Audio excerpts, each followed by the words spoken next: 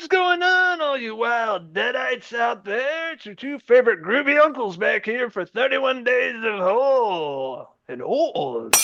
I'm Uncle Logan Myers. It's my good mate over there. And I'm Henry Hill. Thank you for joining us for another installment of the 31 Days of Horror. We are back, and that's right, we are back with Uncle Fede Alvarez. This past summer, Alien Romulus hit the theaters. We're revisiting one of his first releases that we remember from him back from 2013. It's a bloodbath, and it was his take on the famous franchise made famous by none other than Sam Raimi and Bruce Campbell. This one stars Jane Levy. We're talking about Evil Dead. Oh my God! Why did you do that?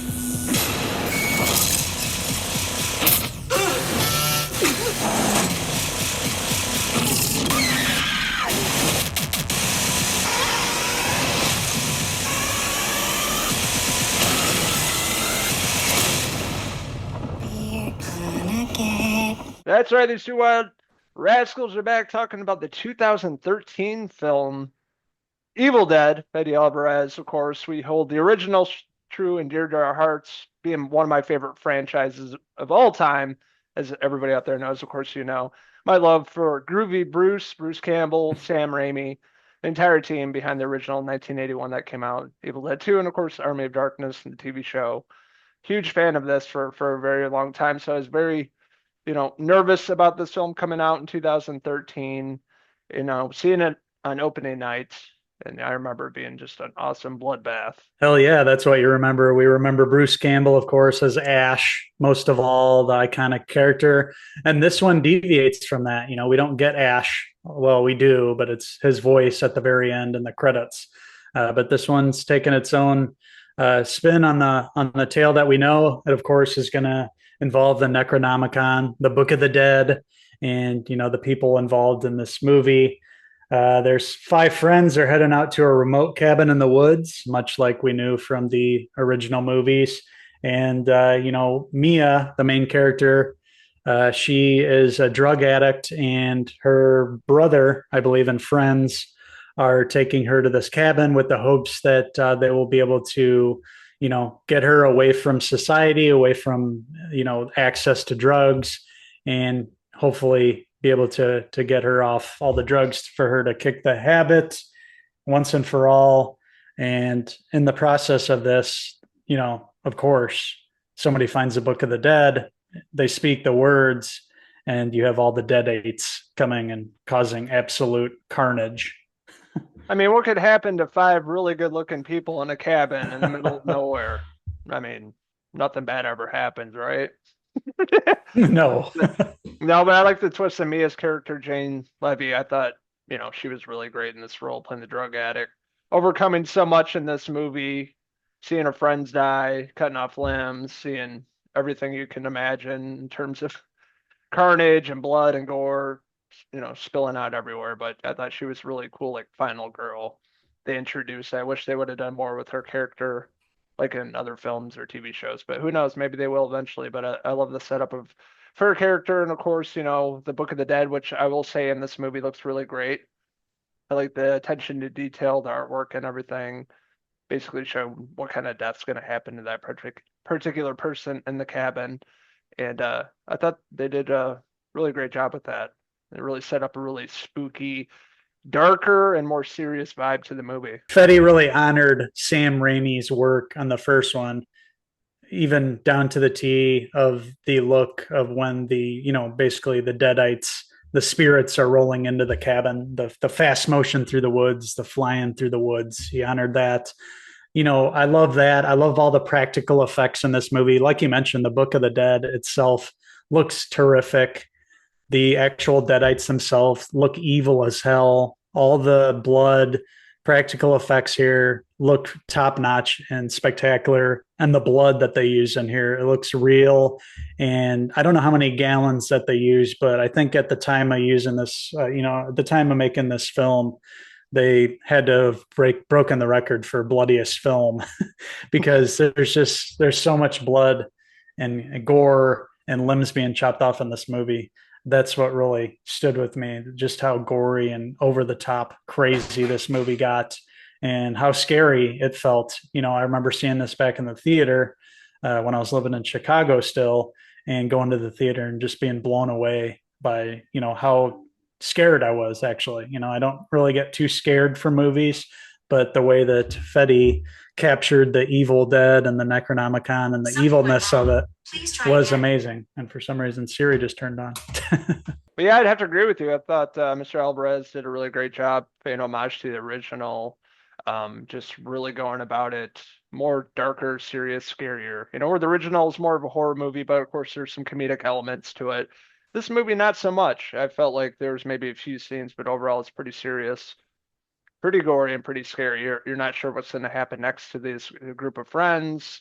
One by one, they start essentially turning into deadites and trying to kill one another, going after Mia's character, and something bad happens to her. Of course, with the floor, and she has to go down, and they put the door on it with the chains like the original one. That scared the hell out of me. I remember seeing that at the theater. I'm like, she looked great. Like the makeup work on her looked just really fantastic. Oh yes, every one of the deadites, especially that scene too. Yeah, was really creepy. I was freaked out in the theater. Everything looks great.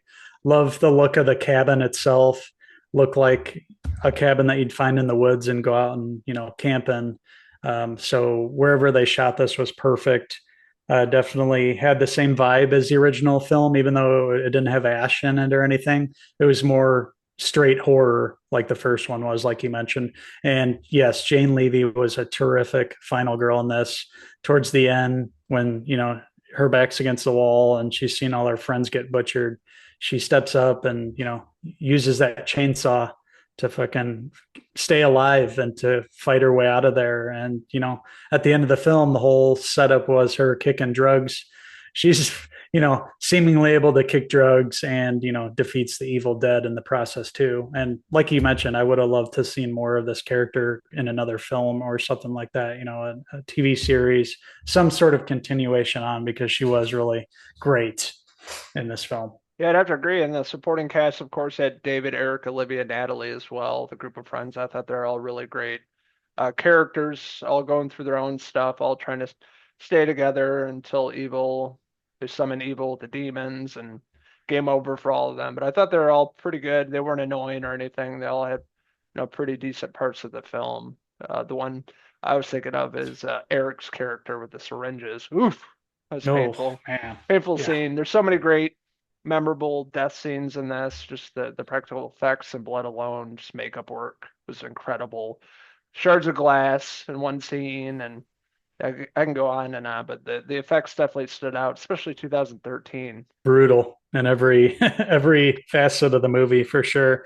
It had the perfect length too, about an hour and a half, just the right amount of time.